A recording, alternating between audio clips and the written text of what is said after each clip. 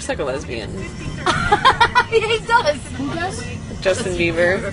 He does look like a lesbian. I can't stand that fucking kid. He's gross. Why is he gross? To me, he's gross. I don't get the fascination with him. You know you like him. In that way. That's true. I do fantasize about him. I am here with Deanna Moneta, and she is what I call a New York City power dyke, as you may be familiar with from that episode of Sex and the City. But she has started up her own business, and she just came out of the closet at the ripe age of 40.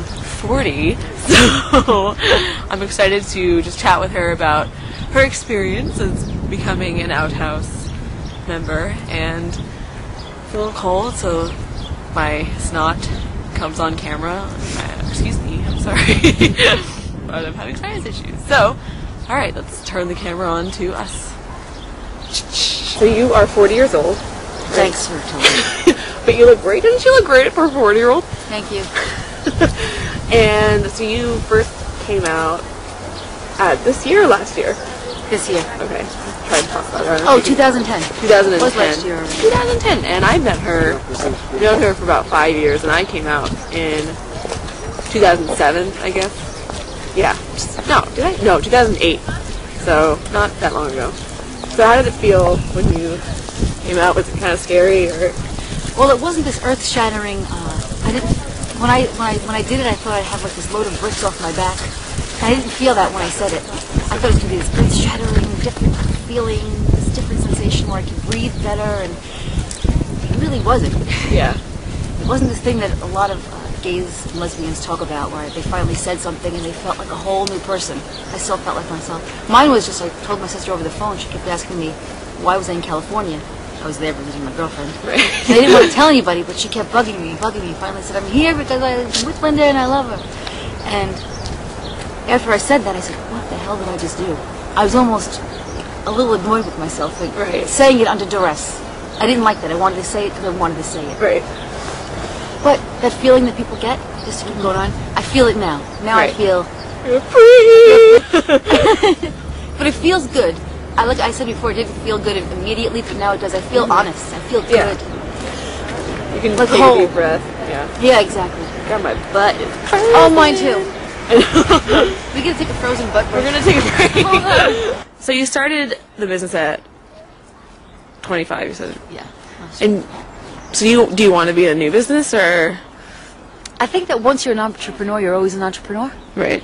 And I'm always thinking of new ideas to do business. I do want to be in business for myself. Right. What I was thinking of doing is, like I said before, New York City is not really anything here for lesbians. Right. And whatever there wasn't run well. Right. So I was thinking that if I do find any small lesbian-owned businesses, I might like to help them with their businesses, help them grow. Oh, that'd be awesome. I'd like to consult with them. Right. See. Like we're trying to do a new business, I guess. So. Oh, with Outhouse. Yeah. It's like a new. But that's actually a really good idea. Isn't it? Yeah. That was Bernice's idea. She could. We were just joking. We said, but lesbians don't know how to run businesses. They don't know what the hell to do. Look at Henrietta Hudson. Right. The place was dirty, it was skanky, and things were falling. But yet, anyway. There should be like a classy NYC. Yes, a little high-end. Power dyke lesbian bar. Something. Well, that'd be fun. It doesn't have to be too end, just a little classy, a little sophisticated. All these places are skanky. The Gingers in Brooklyn. Mm-hmm. Over the internet, if you type in Gingers in Brooklyn, yeah, you'll think like, where you going? It's right. just a skanky old bar, and they do karaoke, and that's like the biggest place in New York City to go if you're a lesbian, and it's tiny. So exactly. I'm not being articulate because I'm scared. You're not. You're being totally articulate. You're being more articulate than I am. Like, and that's when you meet lesbians and websites and stuff. Dana wants to ask me some questions, so I'll answer them for the audience of 3 people. Well, I want to ask you what it was like for you when you came out. You were a lot younger than I was. I look at you and I'm proud of you because you had a lot more guts. Yeah. And you're brave. Well, yeah. So I was in high school, and like I hated drugs and I hated drinking and I hated anything fun. All I did was study, and I like kind of knew I was into girls, but I didn't know how to express my feelings. So when I got to college, I didn't come out for like a year, and I sat in my dorm room, did the same thing, and I was like really depressed. And finally, I got over it, and I became a vegetarian, and I started wearing Birkenstocks. And then next thing you know, I like started to just be like, you know what, I'm a lesbian. I watched like an L Word episode, and I was like, this is me. Like, I want to be part. I want to be part of, like, more so than just like having sex with girls. Is like their openness and their friendship on that show. Like, made me want to be part of something like that. And like, me too. Talking about fucking chicks, like the way that like anyone else does. So I came out and I told my parents, and they were really upset.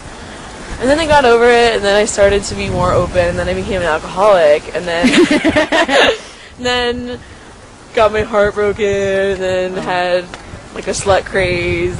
Now I'm like naturally celibate, but you know, I'm working on it. Thank you, Lizzie. Thanks for sharing with me. You've helped me a lot. Thanks for sharing with me. We're best friends. Baby, you're a lesbian. Come on, let you crack open. Come on, go